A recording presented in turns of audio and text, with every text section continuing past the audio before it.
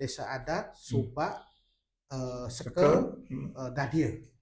Kalau 5 ini semakin baik pengorganisasiannya dalam leadership masing-masing, akan semakin baik masyarakat. Institusi sosialnya jalan, formalisasi institusi pendidikan itu harus dijalankan. Karena kunci untuk kedepannya itu dari 2 hal ini.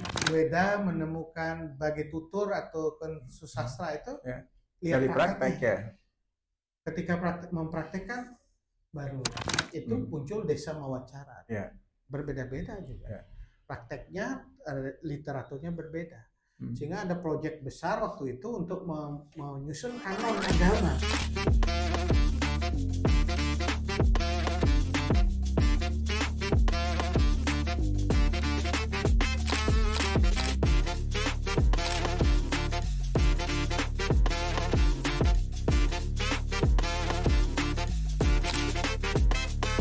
Salam Paradoksis, pemirsa Paradoksis dimanapun Anda berada. Repatriasi budaya Bali sebagai kelanjutan dari globalisasi budaya era Bali Sering di tahun 1930-an saat ini sangat penting seiring dengan demand atau hype dari berbagai kalangan di dunia barat terutama yang menekuni dunia spiritual saat ini. Artinya Bali harus memberikan peran serta yang signifikan terhadap demand dunia yang tengah berkembang dewasa ini. Untuk membahas itu lebih lanjut, saya telah menghadirkan seorang tamu yang sungguh-sungguh bukan hanya mempunyai ide, tetapi juga telah melakukan action di bidang itu.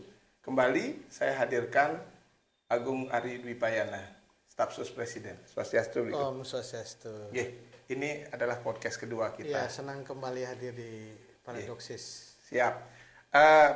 Kita bicara sekarang tentang Bali dan keluhuran pengetahuannya, Wigung. Kita tahu bahwa pengetahuan Bali bukan hanya relevan dari sisi budaya saja, tetapi dari sisi sains juga. Demikian sehingga saintifikasi budaya Bali sangat penting, dan itu telah dilakukan oleh Puri Kauhan Ubud dalam berbagai upayanya, termasuk event tahunan yang saat ini sudah masuk di tahun keempat ya, untuk melanggengkan dan melangitkan kebudayaan Bali tersebut, untuk sebesar-besarnya dipergunakan oleh anak muda kita dan juga untuk dinikmati oleh dunia. Terus, Ligong, dari mana kita mulai tentang repatriasi budaya Bali ini? Ya, ini mulai dari satu kesadaran yang kami miliki di keluarga Puri Kauhan Ubud, bahwa setiap keluarga di Bali itu mewarisi peninggalan dari para leluhurnya. Baik itu bentuknya adalah manuskrip, pusaka, wastra, atau bahkan satu keterampilan yang muncul dari turun-temurun, sehingga seorang keluarga di Bali itu punya DNA kebudayaan gitu ya, yang diwarisi dari semasa lalu.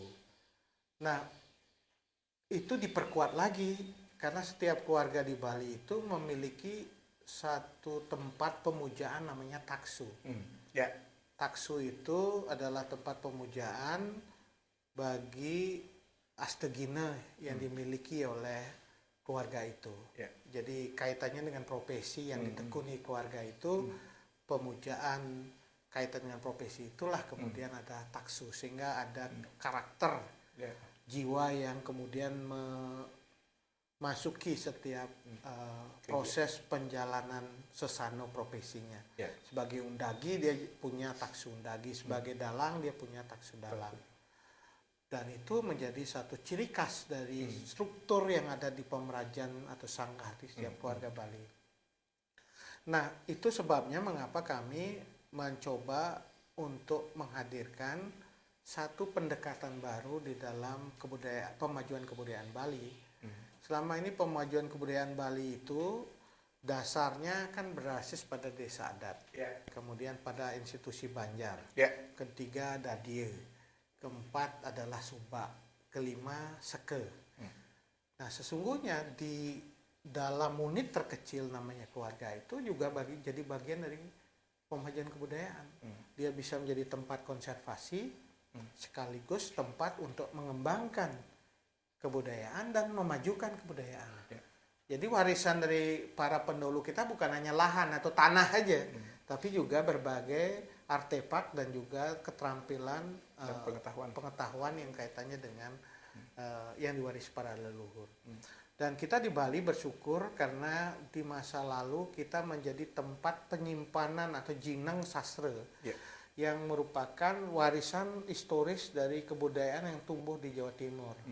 Mulai dari sana, Kediri, Singosari sampai dengan Majapahit. Kitab garingnya, kitab garing itu kitab yang tertulis itu dimasukkan atau diselamatkan oleh Bali, sedangkan kitab teles yang tidak tertulis itu dihidup dalam masyarakat Jawa. Walaupun di Bali kita tahu ada juga kitab teles ya, tradisi yang kita sebut sebagai Desa Dreste, Kuno Dreste, Loko Dreste, tapi kita juga punya Sastra Dreste. Nah, di keluarga-keluarga itulah kemudian Sastra Dreste itu berkembang dan difungsikan. Karena di keluarga di Bali pada momen Saraswati, sastra atau manuskrip pengetahuan yang ada itu diupacarakan karena memohon pada Sang Hyang Haji Saraswati. Praksisnya sudah kita jalankan, tetapi kita perlu menambah atau memperluas lagi, tidak sekedar penghormatan pemuliaan terhadap sastra, tapi kita harus mulai untuk melakukan upaya konservasi dan aksiologi. Iya. Konservasi dulu karena manuskrip ini kan dibuat dari lontar. Kalau dia tidak dirawat dengan baik, maka dia akan cepat sekali rusak. Bahkan moksah gitu karena dimakan oleh ngengat gitu.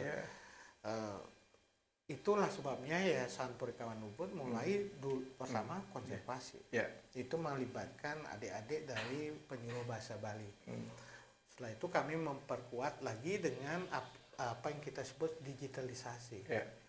Kita coba untuk melakukan digitalisasi dengan cara sederhana. Mungkin bisa dilakukan oleh keluarga di Bali dengan kamera yang sekarang ini ada. Sehingga warisan itu betul-betul bisa terjaga dengan baik. Dari fase digitalisasi kita mulai dengan apresiasi. Kita mulai melihat apa isi dari sumber-sumber sastra itu. Bukan hanya ditegakkan tidak pernah disakralkan saja, tetapi kita harus pelajari. Dari upaya mempelajari itu kita bisa mengetahui sebenarnya kasanah sastra pengetahuan yang muncul di dalam masyarakat Bali di mana saja dan dimiliki oleh siapa, puri atau griya atau tempat mana saja. Nah, dari situ baru melangkah dari apresiasi ke kreasi-kreasi baru. Misalnya kita memulai untuk mengangkat sebuah tema-tema baru dalam sastra, baik Bali klasik maupun modern, Bali modern, Bali kekinian. Nah, tidak kalah pentingnya bagaimana sastra itu membadan. Istilahnya sastra paraga itu, bagaimana sumber pengetahuan itu bisa dijalankan menjadi sebuah aksi, menjadi sebuah inspirasi, menjadi sebuah tindakan-tindakan yang nyata dan berdampak. Itu sebabnya kemudian harus ada proses saintifikasi supaya sastra atau sumber pengetahuan itu bisa dihubungkan dengan kehidupan kita yang hari ini dan menjadi sumber pengetahuan yang juga sangat penting dan juga akan memberikan kesejahteraan bagi semua orang. Jadi langkah-langkah yang dijalankan oleh Purikawan semacam itu kita sudah mulai pada tahun 2017 dengan konservasi, melakukan digitalisasi, dan kami punya website yang namanya www.purikawanubud.org. Semua hasil dari proses digitalisasi, previewnya kami unggah di dalam situ. Tetapi kita sebut ada katalognya, apa saja koleksi yang dimiliki. Kalau ada orang yang ingin memperoleh akses itu minta ke kami, sehingga property right-nya ada di intellectual right-nya ada tetap di Purikawan, tetapi aksesnya bisa siapa saja. Bisa menggunakan berbagi. Dari situ kami tahu bahwa kasanah sastra pengetahuan tuh luar biasa banyaknya. banyaknya. Mulai dari tato, tutur sampai usade, warige, dan banyak hal yang lain. Jadi itu mulai kita harus perdalam supaya betul-betul bisa direlevan dengan konteks yang baru.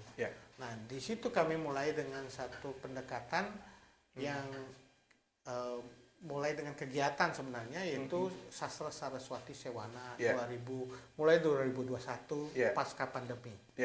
Setelah itu sampai 2024 gitu. Hanya 4 kali sudah. Siap. Nanti kita lanjutkan lagi. Luar biasa topik ini karena memerlukan bukan hanya apresiasi, juga pendalaman ke hal-hal yang bersifat substansial. Kita break setelah yang satu ini.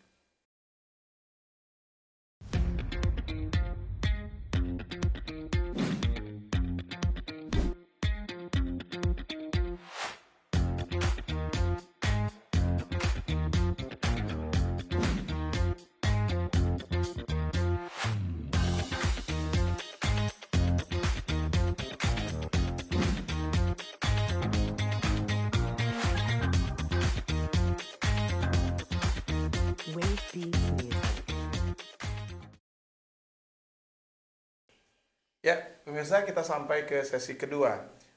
Jung, tadi kita berhenti di apa yang telah dilakukan oleh Puri Kauhan Ubud. Pertanyaannya adalah aksi yang telah dilakukan oleh Puri Kauhan tersebut menjawab dua tantangan sebenarnya. Pertama adalah melangitkan pengetahuan Bali yang selama ini jarang dilakukan atau jarang dikenal oleh dunia. Bali sebagaimana halnya misalkan wanita cantik, hanya dinikmati kemolekan tubuhnya saja melalui industri pariwisata, tetapi isi otaknya jarang sekali diketahui. Buktinya adalah dari jejak pengetahuan dunia tentang ancient wisdom itu, tidak pernah ada satupun referensi yang mereferensi, jangankan Bali, ke Nusantara pun jarang. Selain itu ada ancient Vedic culture ataupun Taoisme. Sementara di Nusantara sangat jarang kita dengar. Yang kedua adalah harapan masyarakat selama ini atas peran serta Puri, terutama di Bali, itu jauh panggang dari api. Artinya selama ini hal yang orang asosiasikan dengan Puri itu adalah nilai-nilai primordialisme yang berupa kasta yang tidak lagi relevan. Nah, dengan keberadaan aksi yang dilakukan oleh Puri Kauhan Ubud ini menjawab kedua tantangan tadi. Nah, bagaimana menurut? Ya, saya kira kita berkaca dari apa yang diciptakan oleh para leluhur kita di masa lalu, bahwa leluhur kita itu kaya sumber literasi, sumber pengetahuan, dan pengetahuan itu tidak hanya warisan kelanjutan transliterasi dari bagian-bagian dunia yang lain, tetapi juga mengkontekstualisasi dengan masalah, dengan kehidupan yang ada di tingkat lokal. Bahkan tidak hanya itu, leluhur kita juga melakukan alih aksara, melokalkan sastra-sastra yang dulunya dalam bahasa Sanskerta itu ke dalam bahasa Jawa kuno, yang disebut menjawakan biasa manda. Itu tahun pada abad-abad 10-11 itu dilakukan oleh Dharma Wangsa Teguh Anantawikrama. Saya kira itu proyek yang luar biasa yang dilakukan untuk pelokalan literasi, sehingga melihat lebih jauh sesuai dengan konteks masyarakat Nusantara. Dan itu melahirkan sastra kakawin yang memang tidak ada di Mahabharata atau di Ramayana, tetapi kaya sekali dengan sumber nilai yang ada, ajaran-ajaran yang kita miliki. Dan itu artinya local geniusnya luar biasa. Talenta-talenta untuk melakukan itu tidak kalah sebenarnya dengan peradaban-peradaban lain. Nah, saya kira ini adalah salah satu contoh untuk mengatakan bahwa leluhur kita masa lalu adalah bisa melakukan sebuah upaya menciptakan karya-karya besar dengan talenta-talenta yang luar biasa.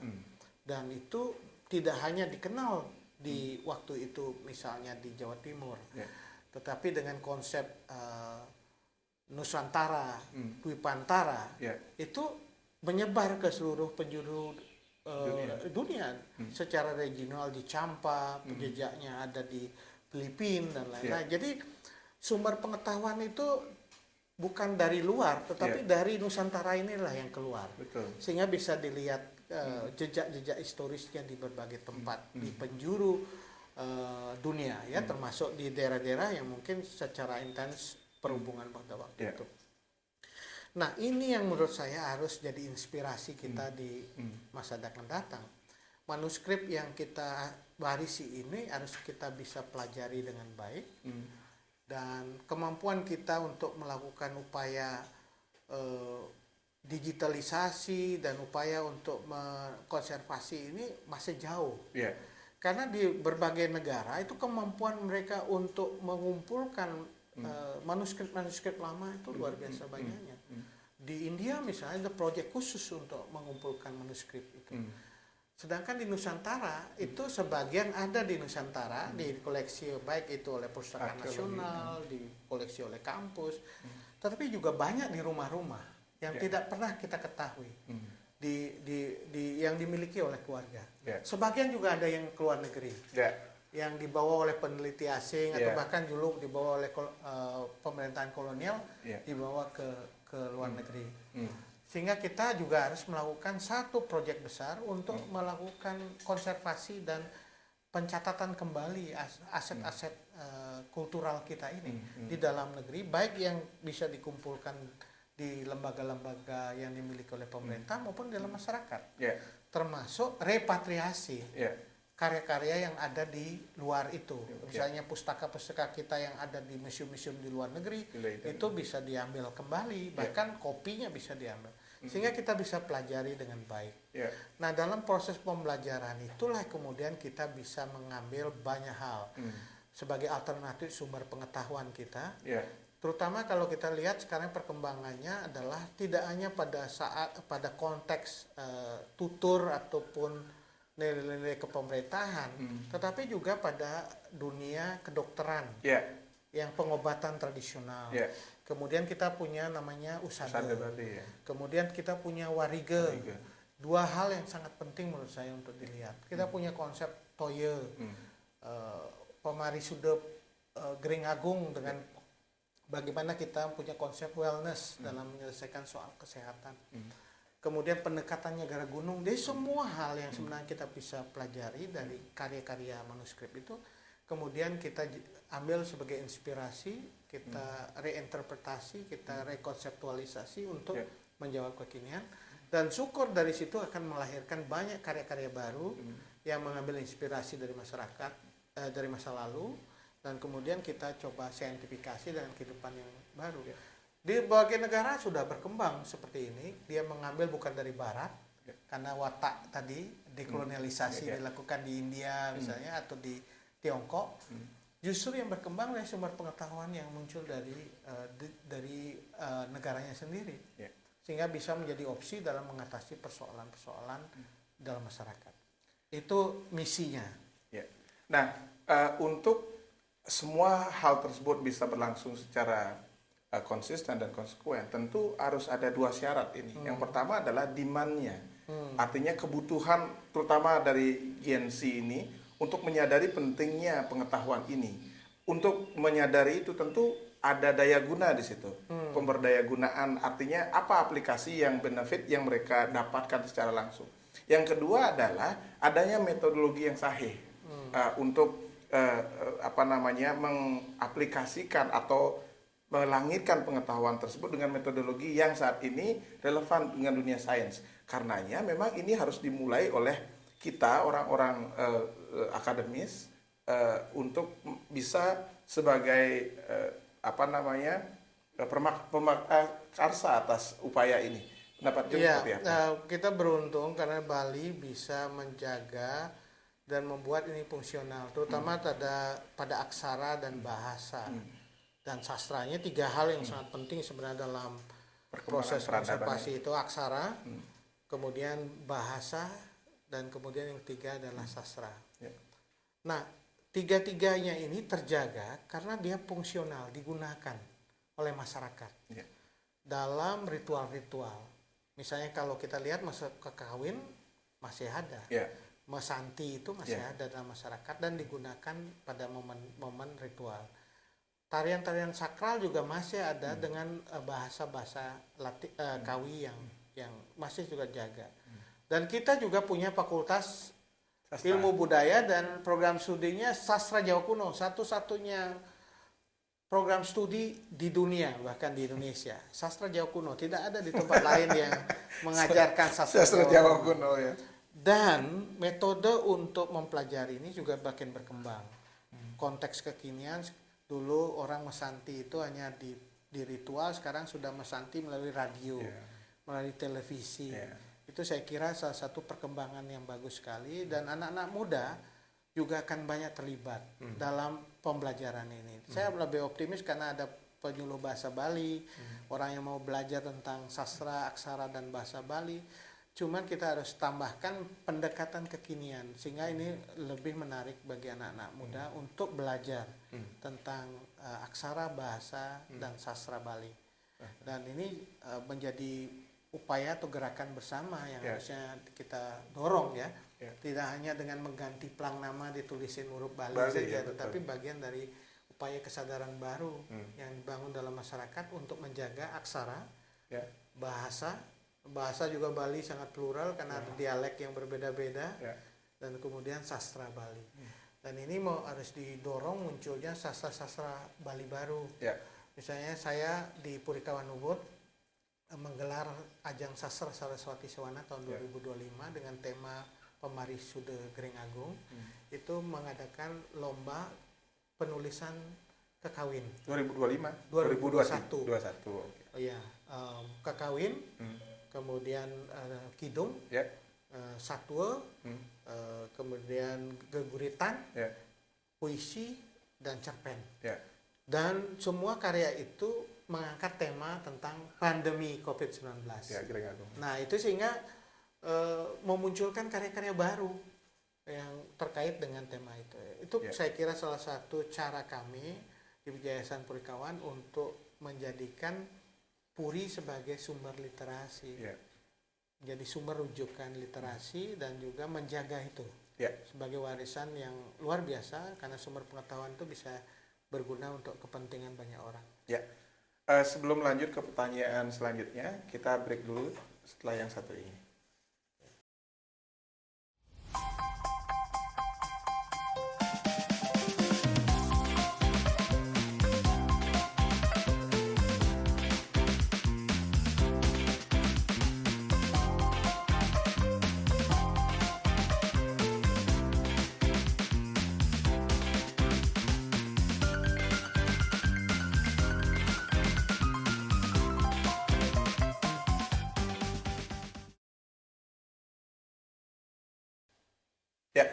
Pemirsa, kita sampai ke sesi ketiga. Saat ini kita mau membahas tentang klasifikasi, selanjutnya stratifikasi. Pengetahuan Bali yang perlu dan penting di di conserve atau diwariskan untuk anak cucu kita ke depan. Saya melihat ada beberapa yang penting yang kemudian kita putuskan untuk diangkat di dalam Sastra Saraswati Sewana 2021 sampai 2024. Kalau Sastra Saraswati Sewana 2021 kita fokus pada upaya untuk kreasi sastra-sastra Bali klasik, tetapi melihat konteks hari ini, sehingga kita ada sesuatu fenomena yang terjadi waktu pandemi itu bisa dituliskan dalam kekawin gitu. Dan itu banyak sekali yang bisa kita lakukan. Yang kedua ada promosi untuk Maimo Bahasa Bali. Dan itu menggunakan pendekatan kekinian, baik itu kartun, mau kartun strip itu dengan Jenggo Paramata, juga dengan penggunaan band berbahasa Bali. Yang biasanya nyanyi dengan bahasa Inggris, dia nyanyi bahasa Bali.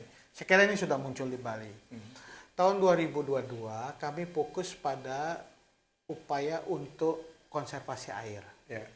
Karena menurut kami itu salah satu yang dari unsur yang penting sekali untuk kita jaga di Bali. Sebagai agama tirta Agama tirta, kemudian juga air juga sebagai sangat muncul di dalam berbagai aktivitas ritual, sehingga kami membuat Toyo Uripin Buana Usadering Sangaskara, air sumber kehidupan penyembuh peradaban dengan pendekatan Negara Gunung. Dari hulu, tengah sampai pesisir. Jadi kalau kita lihat sekarang ini aksi untuk konservasi air itu kan hanya segmented. Di gunung atau di hutan, atau di danau, tetapi tidak lihat di sungai atau di laut.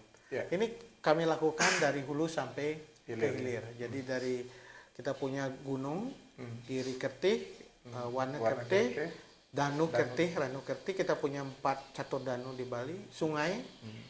Dan sungai ini banyak sekali berperan dalam kehidupan kita, dan terakhir Segara Kertih. Jadi kita bangun dalam pendekatan yang integrated dalam konservasi air. Ada hubungan yang luar biasa dalam tradisi Bali bahwa orang pesisir berutang budi pada orang pegunungan. Naur Karbadana namanya. Karena orang gunung lah yang menjaga danau dan hutan sehingga air tetap lestari. Orang gunung berhutang budi dengan orang pesisir. Karena dari air laut lah kemudian lahir hujan di gunung. Nah, itu yang saya kira konsep resipokal yang berdasarkan siklus hidrologis air yang harus kita jaga. Yang ke tahun 2023 kita mengangkat soal Warigo Usada Sidi. Pentingnya ilmu perbintangan sebagai astronomi, astrologi. Kemudian yang kedua adalah usada. Usada kaitan dengan ilmu pengobatan tradisional kita, dan kita menggunakan pendekatan baru karena dari usada itu kita coba jembatan dengan ilmu kedokteran modern. Sehingga dunia kedokteran dengan usada ini bukan sesuatu yang bertentangan, tapi sudah saling menguatkan. Karena usada itu dilakukan secara saintifik juga. Ada namanya tetengger, ada penawar dan lain-lain yang memang dijalankan dalam etika usada. Pengusada itu harus menjalankan itu. Dan itu diuji, dites dulu gitu. Ada proses pengujian, kayak saintifik kan pengujian. Nah, ini saya kira mendekatkan kita dengan ilmu pengetahuan modern, karena ilmu pengetahuan modern itu berdasarkan yang diuji, yang sesuatu yang diuji tes itu. Nah, sekarang bagaimana caranya obat pengobatan tradisional usada itu bisa juga diuji, dites, sehingga bisa diterima oleh masyarakat kedokteran dan bisa digunakan untuk pelayanan.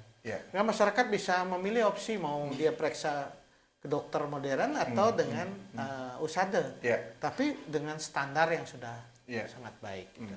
Terakhir tahun 2024 kita mengangkat soal Niti Raja Sasana. Karena ini khusus dalam konteks kepemimpinan, bahwa kita memiliki banyak sekali sumber literatur untuk ajaran moral pemimpin, yang saya kira sangat relevan dalam konteks kekinian. Kita akan menghadapi situasi peralihan pemerintahan dan pemerintahan baru, kemudian pilkada itu yang melahirkan pemerintahan atau pemimpin baru. Ini saya kira salah satu hal yang penting untuk kita angkat dalam konteks kekinian. Nah, terkait Niti Raja Sasana ini, kita tahu literatur Bali itu sangat kaya dengan aspek-aspek kepemimpinan, Astadase Pramitengpa Prabu, Astebrata dan hal lain sebagainya. Tetapi sayangnya ini berjarak dengan kepemimpinan kita di Bali. Justru penerapan dari prinsip-prinsip kepemimpinan itu kita lihat di pola kepemimpinan Jawa. Pendapat Jung? Iya, kita banyak sesungguhnya punya literaturnya. Ramayana mulai dengan Niti Sastra, kemudian juga banyak sekali ajaran-ajaran kepemimpinan yang ada dari sumber-sumber sastra.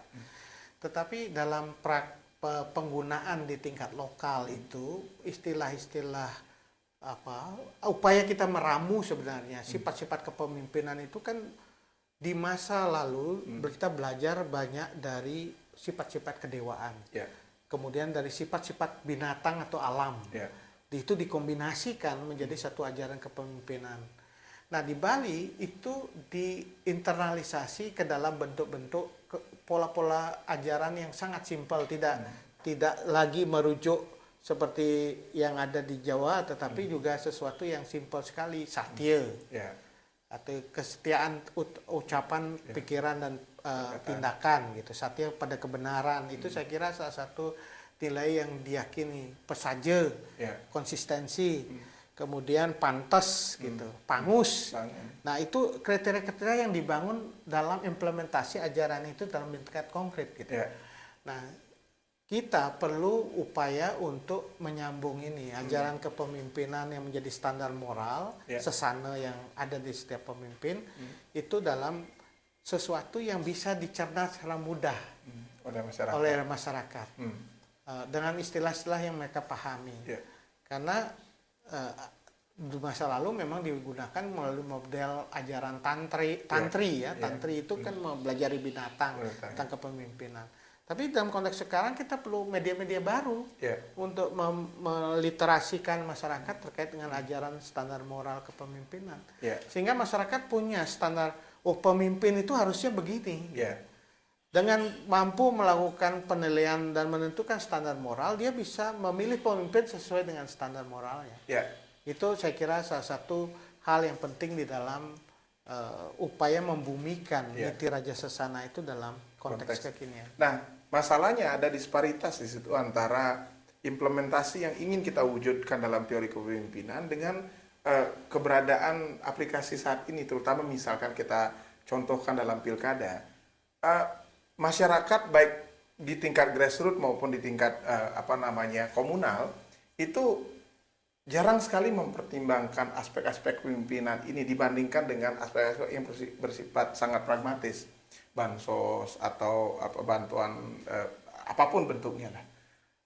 Aspek personal ini, kualitas personal ini jarang sekali sebagai pilihan utama dari pilihan kita dalam milih pemimpin.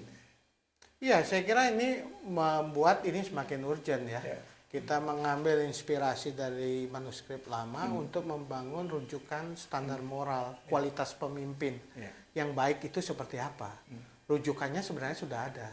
Nah, oleh karena itu ini harus menjadi satu kesadaran politik baru dalam masyarakat Bali bahwa pemimpin bukan seseorang yang kemudian diberikan, kemudian kita terima, tapi orang yang bisa kita pilih, kita tentukan. Kalau kita nggak memilih dia kan bisa menghadirkan sesuatu yang berbeda. Orang yang kita pilih adalah orang yang punya standar tertentu yang harus. Nah, setelah itu baru kita bicara soal ketika dia menjalankan kepemimpinan. Itu juga kita harus punya standar-standar tertentu. Sehingga menurut saya kalau kita abai terhadap persoalan-persoalan ini, maka wajah pemimpin itu wajah masyarakatnya. Kalau kita pemimpin itu buruk, masyarakatnya buruk gitu. Oleh karena itu cara kita harus melihat gimana caranya melahirkan pemimpin yang baik, itu adalah melahirkan juga masyarakat yang baik, yang mempunyai kriteria pemimpin dan kemudian aktif untuk memperjuangkan kriteria itu menjadi standar dia dalam memilih pemimpin atau menjadi standar pemimpin itu dalam mengelola pemerintahan. Dalam terminologi modern sekarang disebut dengan citizenship. Aktif citizen, warga negara yang kritis. Udah tahu ini baik, ini buruk, ini yang harusnya jadi panduan, tetapi kalau itu dia tetap menjalankan, kita harus kritik. Itu adalah salah satu edukasi yang kita harus lakukan untuk membuat masyarakat Bali itu betul-betul menggunakan sumber literasi yang ada dalam ajaran ini untuk membangun sifat kesadaran baru dalam politik. Nah, kita punya banyak pertanyaan tentang gap ini, Ujung. Tapi sebelum itu kita jeda sejenak setelah yang satu ini.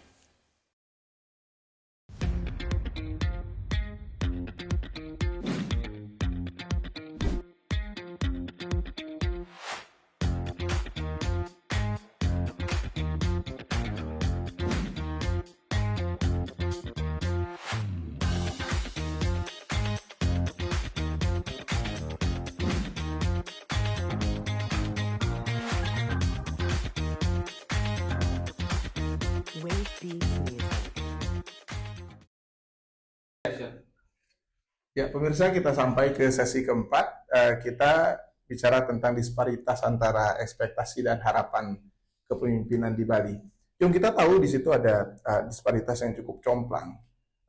Salah satu hipotesa yang bisa kita ajukan adalah beban sejarah masa lalu Bali, terutama era perbudakan ini, membuat ketidakpercayaan mereka terhadap pemimpin formal. Terus kedua juga mungkin ada rekaman gen ketika Serat Darmo Gandul 1478 kemudian sampai di Bali.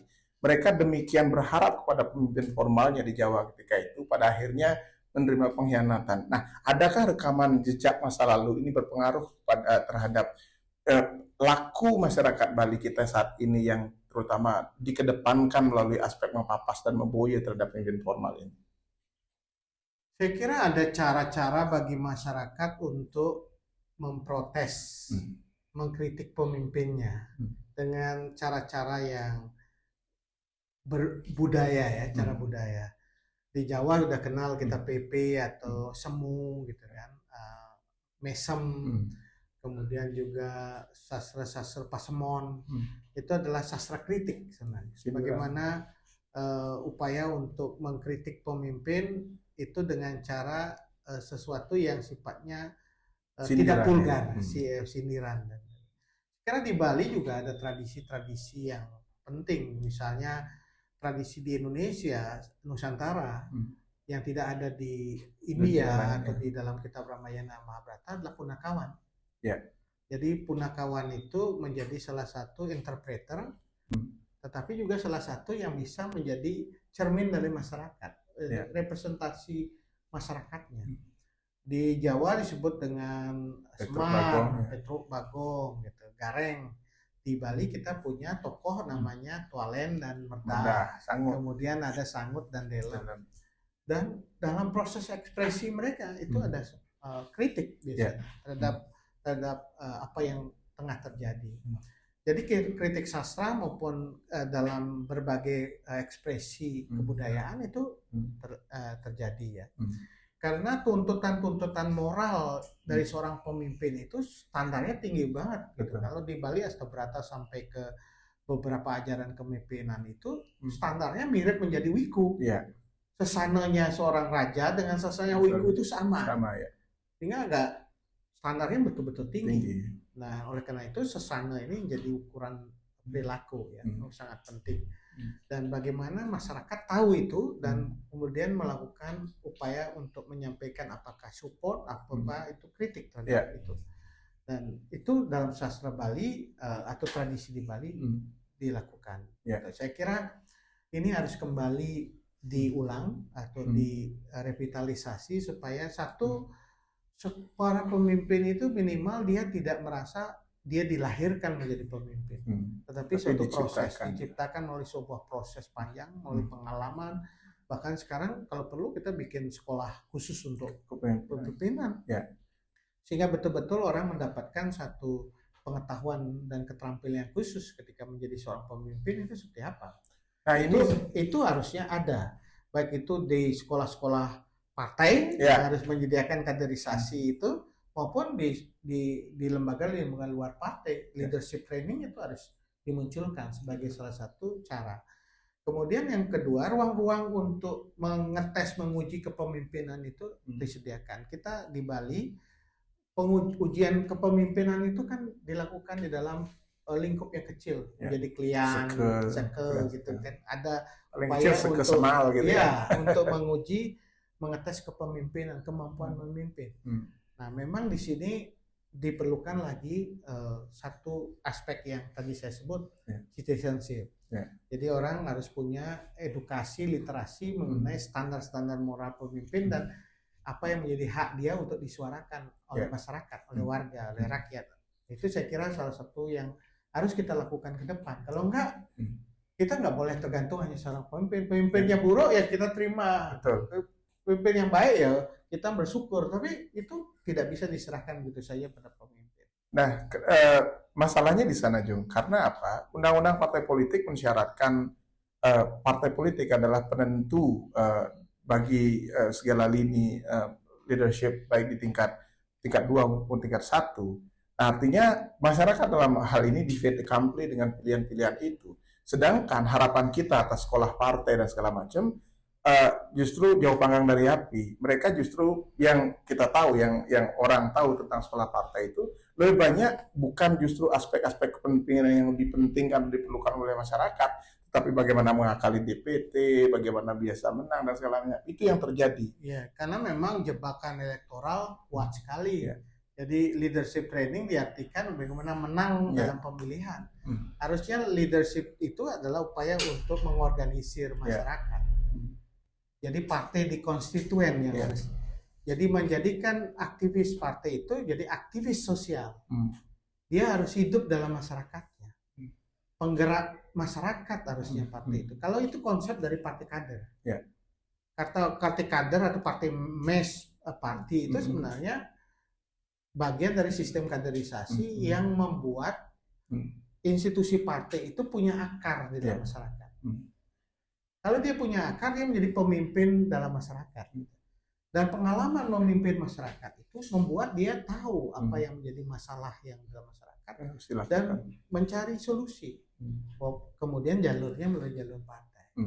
Nah, jadi sekarang ada diskontinuitas antara partai dengan konstituennya.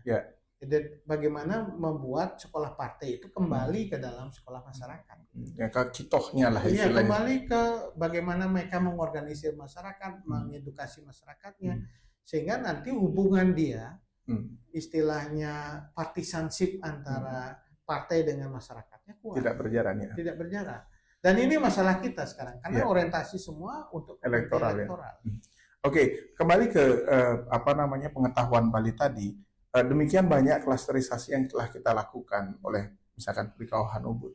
Nah, action selanjutnya adalah bagaimana menginstitusionalisasi segala hal yang kita sudah klasifikasi tadi sebagai pengetahuan ancient Bali itu ke ranah akademik. Karena di situ justru ininya dignity bagi sebuah pengetahuan itu adalah bagaimana pengetahuan itu di-deliver.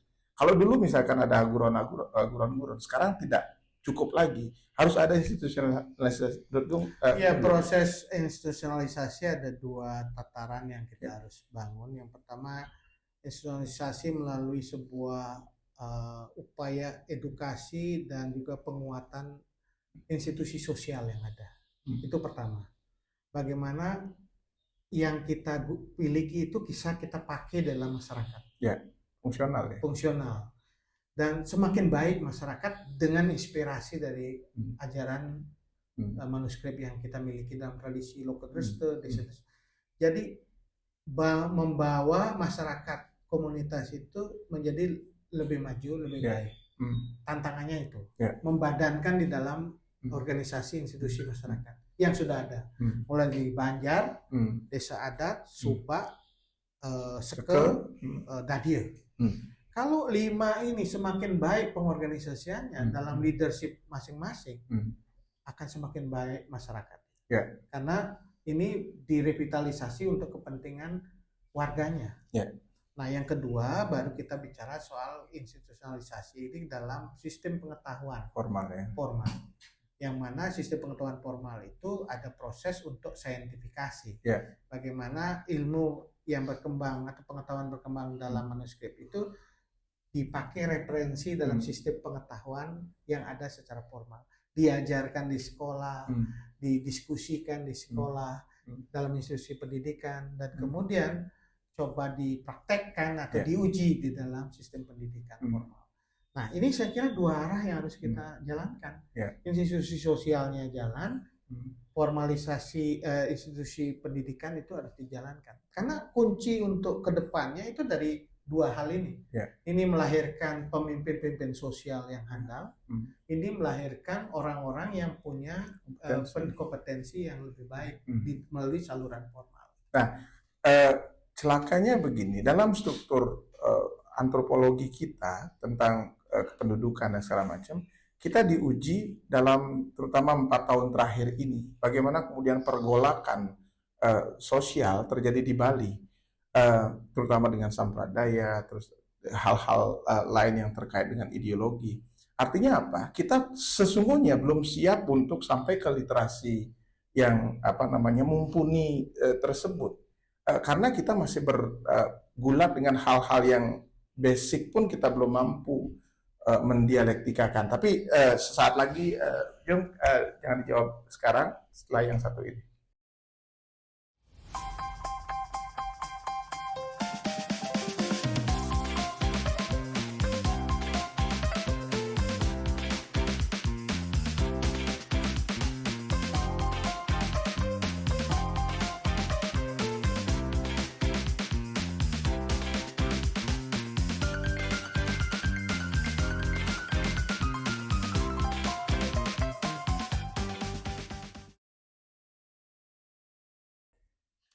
Ya, pemirsa, kita ke sesi 5. Terakhir kita membahas kelumit tentang pergolakan yang terjadi di masyarakat Bali 4-5 tahun terakhir ini. Jung, apakah kita betul-betul siap untuk mempelajari hal yang fundamental terkait dengan pengetahuan Bali di tengah ketidaksiapan kita untuk berdialektika terhadap hal-hal yang sangat basic? Ini harus kita mulai ya dengan dua pendekatan yang saling menguatkan antara ortopraksis dan ortodoksi. Kita sangat luar biasa dari ortopraksis karena pengetahuan dan juga berbagai hal yang kita miliki itu bisa kita ketahui dari praksis dalam ajaran, dalam prakteknya. Sehingga kita bagaimana menemukan Weda, menemukan bagi tutur atau susastra itu lihat dari praktek ya. Ketika mempraktekkan baru, ini sebenarnya muncul sudah dalam praktek. Nah, dalam dunia sekarang kan tidak berhenti di ortopraksis, tapi ortodoksi. Ortodoksi bagaimana kita bisa merumuskan itu ke dalam sebuah kerangka yang lebih abstrak dan juga bisa jadi bahan untuk diskurs dan lain-lain. Kalau disandingkan dengan juga kebudayaan dan agama lain. Ini saya teringat bahwa dulu ketika ada pertanyaan pada masa kolonial mengenai apa agama orang Bali, ada kerumitan waktu itu karena ketika kita mengacu pada teks itu kan beragam teks. Ketika kita melihat praktek itu muncul desa mawacara, berbeda-beda juga. Prakteknya, literaturnya berbeda. Sehingga ada proyek besar waktu itu untuk menyusun kanon agama Hindu Bali waktu itu. Walaupun memang belum disebutkan nama Hindu Bali itu apa, karena kesepakatan kemudian pada pasca kemerdekaan baru istilah Hindu Bali itu dimunculkan. Nah, intinya waktu itu ada tuntutan ortodoksi untuk merumuskan secara konseptual. Syukurnya intelektual Hindu kita di masa lalu, Gusti Bagus Sugriwo dan lain-lain itu berhasil untuk merumuskan kira-kira apa yang menjadi esensi dari ajaran. Mulai dari apa yang kita sebut dengan tatus, susila dan upacara, 3 kerangka dasar itu. Pancasrada itu yang jadi satu, dan pancayatnya dan Trisandya. Dan ini saya kira menjadi salah satu hal yang berhasil dirumuskan oleh para intelektual Hindu pasca kemerdekaan. Dan menurut saya itu adalah warisan yang luar biasa, menjadi pegangan kita sampai hari ini. Dan tinggal sekarang kita mencoba memperkuat dua hal itu, ortodoksi dan ortopraksis. Dengan kekuatan yang kita coba lembagakan dalam ortodoksi dan ortopraksis itu, kita tidak perlu khawatir dengan ancaman karena masyarakat sendiri terliterasi dengan apa yang mereka lakukan. Dan ada upaya untuk menjelaskan apa yang mereka lakukan. Itu bagian dari tradisi beragama yang baik yang sudah ada dalam semua susastra yang kita warisi sejak dulu, dan itu adalah bagian dari tradisi yang berkembang di masyarakat Bali yang disebut dengan Lokadresta, yang disebut dengan Desa-Desta atau Punadresta. Nah, ditambah lagi Sastra Dresta. Nah, Sastra Dresta ini yang kemudian bernyambung menjadi Catur Dresta. Ini yang harus dilakukan, literasi kepada masyarakat, sehingga dia menjadi benteng yang kuat, sehingga bisa menghormati dan menghargai apa yang menjadi warisan dari para leluhur dia. Tidak perlu khawatir dengan ada unsur yang lain masuk, karena identitas dan kekuatan itu sudah terbangun. Jadi ini hanya pengayaan atau bagian dari dialog kebudayaan yang kita lakukan dengan entitas-entitas sumber pengetahuan yang berbeda, sehingga kita tidak tertutup sama sekali, nggak boleh menolak aja, tapi kita berdialog dengan mereka yang membawakan sumber pengetahuan. Itu termasuk yang diwarisi dari Barat, termasuk dari unsur-unsur New Religions, New Age Religion yang sekarang muncul itu, didialogkan dengan apa yang kita miliki sehingga menjadi bagian yang hidup di dalam masyarakat. Nah, itu justru kasusnya, Jung. Artinya kesiapan kita untuk menerima perbedaan ini itu merupakan satu masalah yang kental, sehingga itu menjadi bahaya laten. Kalau saya sebagai orang Bali awam untuk hal budaya ini merumuskan bahaya laten Bali itu seperti halnya sampradaya, terus politik paternalistik, soroh, dan yang satu lagi itu wangsa ini. Ini kita tahu bahwa perdebatan tentang terutama Bali Arjana dan Suryakanta itu telah berlangsung mulai awal tahun 1920-an hingga kemudian di fraksi tersebut mereda ketika ada kepentingan bersama untuk merumuskan satu fundamen dari keagamaan kita di Bali. Nah, sehingga itu tidak muncul pasca sampai Orde Baru. Tetapi setelah Orde Baru ini muncul lagi menjadi sebuah fragmen-fragmen yang bisa jadi akan menjadi satu sandungan ke depan. Nah, dan muncul kembali di tahun 2020 ini berupa sampradaya. Nah, solusi jangka panjangnya seperti apa, Jung? Kalau ini tidak mungkin dipendam, harus ada resolusi jangka panjang. Ini harus dimulai dengan kesadaran baru masyarakat untuk mengenali budaya yang mereka miliki dulu. Sehingga jadi ownership-nya kuat. Bahwa ini adalah milik kita dan kita harus tradisikan, lanjutkan ini karena ini merupakan suatu hal kebaikan yang kita jalankan. Tapi bukan berarti kita eksklusif, karena kita di masalah proses itu ada proses menerima. Yang disebut dengan budaya Bali itu kan juga proses untuk menerima. Karena proses itu sudah terjadi dalam sepanjang sejarah. Bagaimana interaksi dengan dunia luar itu terjadi. Gitu. Tetapi upaya untuk menerima dunia luar diadaptasi untuk kepentingan kita. Gitu. Jadi bukan sekedar menolak ansih orang luar, tetapi memakai luar itu untuk memperkaya, memperkuat apa yang kita miliki gitu. Jadi ini strategi kebudayaan yang sebenarnya penting sekali ke depan. Dan Prof Mantra sebenarnya sudah meletakkan fondasi bagaimana cara kita hidup dalam dunia baru ini ke depan. Ada strategi-strategi apa yang harus kita lakukan? Reinterpretasi, rekonseptualisasi, dan adaptasi itu harus betul-betul menjadi pegangan. Sehingga nilai-nilai lama ini relevan dengan konteks sekarang untuk menjawab persoalan sekarang dan masa depan. Jangan sampai kita tidak menganggap bahwa ini belum kita uji, belum kita lakukan, udah mengatakan nilai luar lebih bagus gitu. Yang bagus adalah nilai lama yang tradisi yang kita miliki, kita reinterpretasi lagi dalam konteks sekarang untuk berhadapan dengan masa depan tanpa a priori melihat kehadiran dunia luar ya. Karena kita melakukan ini konsepnya adalah tidak semata untuk Bali saja, untuk dunia. Bagaimana relevansi ajaran leluhur ini untuk dunia?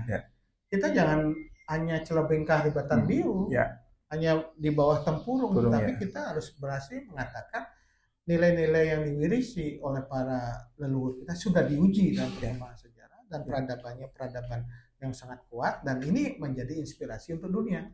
Mengapa kita tidak berani berkata begitu? Jangan hanya untuk Bali saja, tapi untuk dunia. Tapi sebelum itu kita harus mulai dengan internalisasi, penguatan, mengatakan bahwa apa yang kita sudah waris itu adalah relevan dengan kehidupan kita hari ini. Concern kita ini juga menjadi concern. Saya yakin menjadi concern pemimpin Bali, termasuk salah satunya adalah Pak Koster yang sudah mulai fondasi. Misalkan dengan pembentukan MDA, tetapi sayangnya dalam amatan kita, amatan kami, keberadaan terutama MDA itu karena berupa formalisasi struktur yang rigid, dia kemudian ditarik ke ranah-ranah primordial. Artinya politik kekuasaan itu kental sekali masuk di sana, termasuk misalkan perkembangan terakhir, bagaimana keberadaannya itu digunakan sebagai perpanjangan konflik di PHDI itu misalkan. Bagaimana pendapat Joe? Iya, saya tahun 2000-an itu salah satu di Yayasan Ulu Angkep menangkap kegelisahan desa adat saat itu. Di mana saya terlibat waktu itu. Iya, waktu itu ya. Sama Sukbo, kemudian Swambara, Ketut Sumarto juga. Siwambara Guruji. Iya. Itu ada kegelisahan desa adat yang merasa kehilangan induknya yang menjaganya. Dulu BPLA, zaman Orde Baru namanya BPLA. Jadi semua desa adat kemudian melalui pembinaan BPLA oleh pemerintah itu mulai mengalami proses interaksi yang lebih maju. Ada pembuatan awi-gawi dan lain-lain itu dilakukan pembinaan. Tapi ketika MPLA dihapus, timbul masalah siapa menjadi payungnya, titik kehilangan ini. Akhirnya kita pikirkan waktu itu adalah desa adat mulai membicarakan persoalan mereka sendiri. Apa sih yang menyambung semangat antar desa adat? Itu persoalan bersama. Persoalan yang sudah mereka sendiri otonom bisa selesaikan ya dilakukan oleh desa adat. Tapi kalau persoalan yang tidak bisa diselesaikan oleh desa adat, kemana mereka harus lakukan? Siap. Artinya jangan dulu dilanjutkan, kita cut sesaat lagi.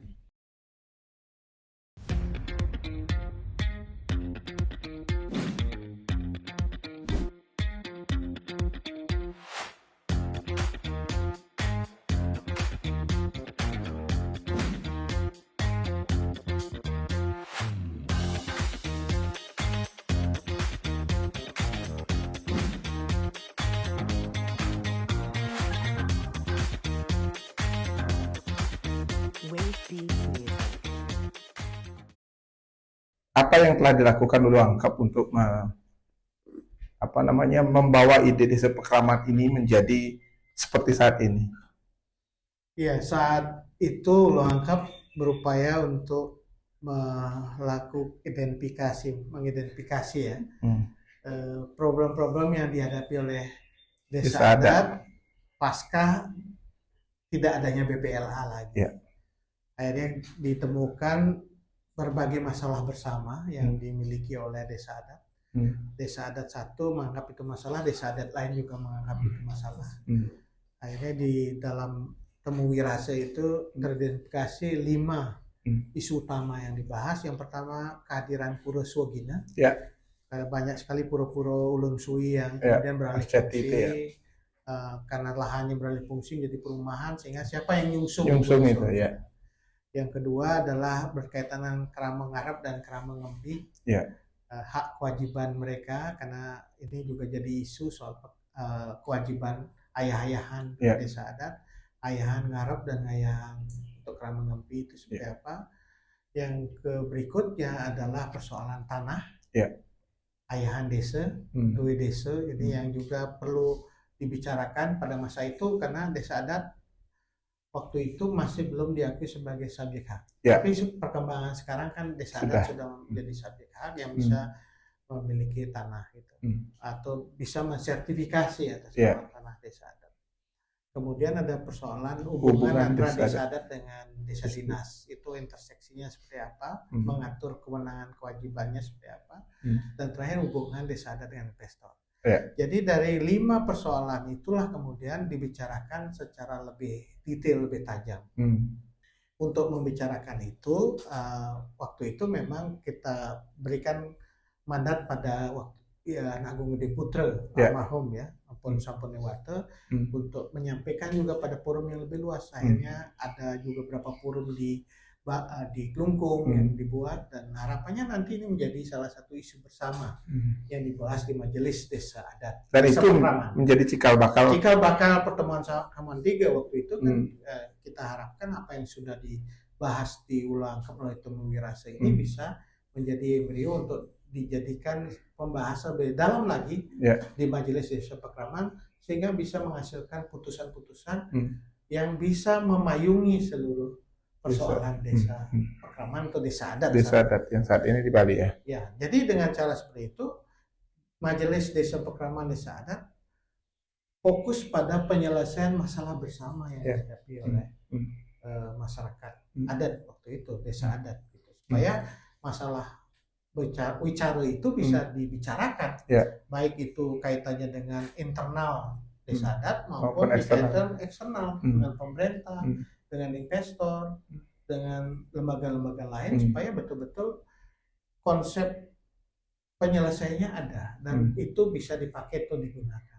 Sehingga memunculkan istilah bukan desa mawacara lagi, tapi Bali mawacara sebagai satu konsep untuk menyelesaikan masalah bersama. Jadi dengan cara seperti itu fungsional sekali majelis itu sebagai pengayom dan juga sebagai representasi desa adat dalam menyelesaikan wicara-wicara adat, terutama dalam konteks masalah bersama. Nah, kemudian tanpa menghilangkan otonomi desa adat, karena desa adat itu memiliki struktur yang otonomi berbasis pada otonomi asli. Ya.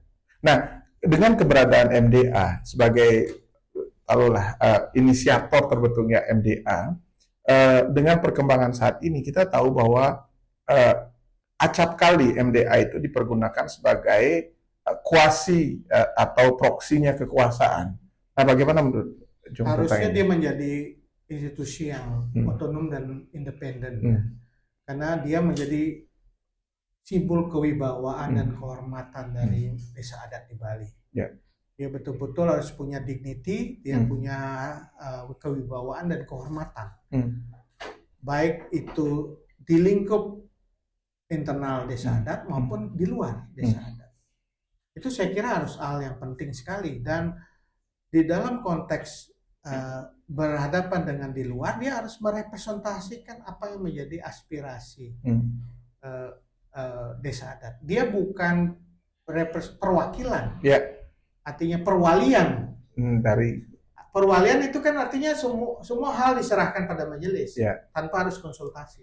Perwakilan juga ya harus dia konsultasi. Tapi ini kan majelis kumpulan yang harus ada upaya untuk membicarakan apa-apa yang menjadi keputusan strategis dari majelis desa adat. Karena spirit itu yang harus dibangun. Bagaimana kita menghormati kewibawaan desa adat, tidak hanya dalam konteks menyelesaikan persoalan-persoalan yang dihadapi oleh desa adat, tetapi juga ketika berhadapan dengan institusi lain ya. Di dalam dia harus fungsional.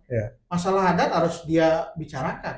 Jangan sampai desa adat dibiarkan dalam menyelesaikan persoalannya sendiri kalau dia tidak mampu.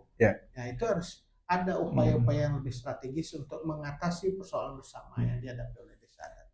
Tapi mungkinkah dia otonom ketika budgetingnya itu neben kepada institusi lain? Tidak masalah, itu APBD kan. APBD itu artinya dia betul-betul harus menjadi hak dari desa adat, dan itu harus dipertanggungjawabkan. Jadi sumber pendapatannya bisa datang dari APBD, kemudian dia menjadi satu otonomi desa adat untuk mengatur mengurusnya.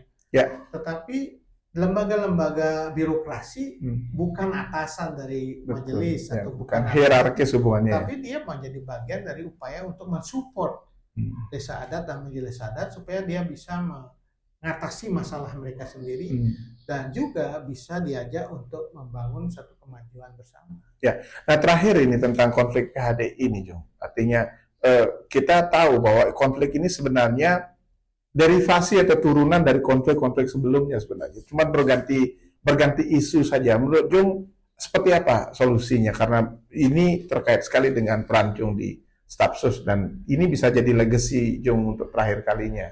Iya, harusnya kita malu lah sebagai lembaga agama itu untuk berkonflik berbeda tajam gitu, tanpa upaya untuk mencari solusi bersama. Jadi kalau solusinya jangan sampai diserahkan hanya sekedar persoalan hukum, itu mungkin dari sisi tertentu bisa memperkuat legalitas, tetapi tidak akan menjadi bagian dari upaya untuk menyelesaikan masalah bersama.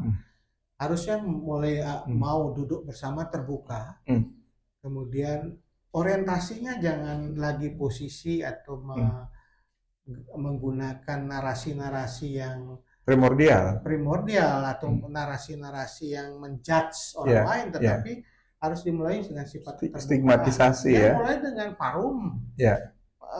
Parum itu kan upaya untuk mendekatkan. Upaya untuk mencoba menyatukan pikiran bahwa kehadiran majelis ini adalah untuk kepentingan umat, untuk kemajuan Hindu, jangan hanya untuk dipakai sebagai manuver politik. Nah, di tengah kelangkaan tokoh kita di pusat, Jung adalah sentral di antara harapan itu. Nah, adakah atau apakah yang akan Jung lakukan untuk mengakhiri resolusi konflik sebelum pemerintahan ini berganti? Ya, saya mengajak jangan membakar rumah lah. Kalau ada perselisihan di rumah itu jangan dilakukan dengan membakar rumah, tetapi duduk bersama menyelesaikan persoalan yang ada. dengan semangat tadi bahwa kita ingin mengabdikan diri untuk kepentingan umat dan untuk kejayaan Hindu di Nusantara. Jadi jangan sampai spirit itu hilang. Dan akhirnya sibuk kita dengan cara membakar satu sama lain. Oke. Ya, rasanya itu ke semua topik yang kita bicarakan tadi itu sangat mencerahkan, Jung. Mungkin sebagai penutup, Jung, apa yang ingin disampaikan kepada pemirsa? Pertama, kita Arab Kerama Bali dimanapun berada mengambil inspirasi dari ajaran para leluhur kita untuk memperkuat kehidupan kita masa kini dan masa depan. Jangan tinggalkan apa yang sudah diwarisi para leluhur. Tetapi tantangannya itu bagaimana itu kita coba tafsirkan lagi, adaptasi untuk kepentingan kita yang baru. Yang ketiga, kita jangan kuper, kata di bawah tempurung. Kita harus berani untuk mengatakan apa yang diwarisi itu adalah sesuatu yang sangat baik, sudah kita jalankan dan bisa menjadi contoh. Itu saya kira salah satu yang menjadi sumbangan Bali untuk dunia. Jangan hanya sampai kita punya Trihita Karana saat kertih, tapi kita tidak melakukan, tidak mencoba menjalankan, dan kemudian kita tidak menjadi contoh bagi dunia. Saya kira itu. Ya pemirsa, kita tiba di akhir sesi ini. Luar biasa perbincangan kita dengan Jung Ari Dwipayana.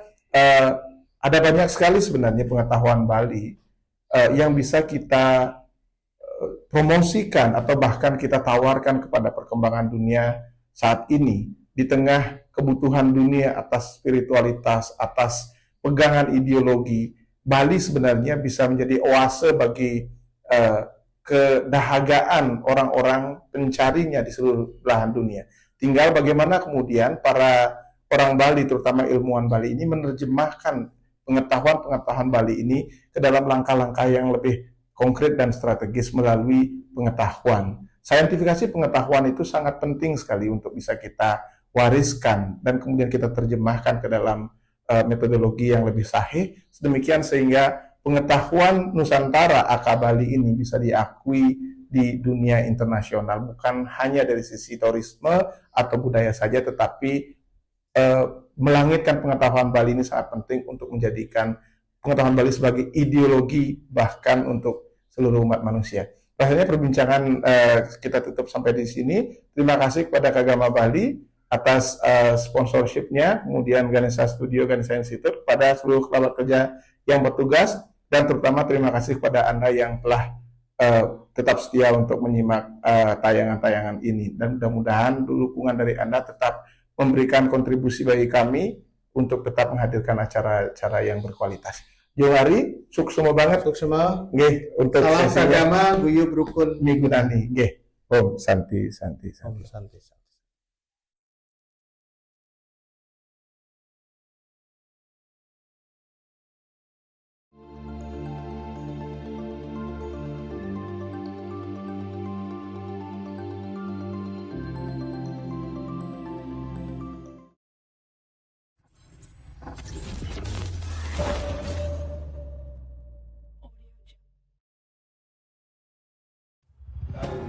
Ada persyaratan minimal umumnya yang boleh mendaftar di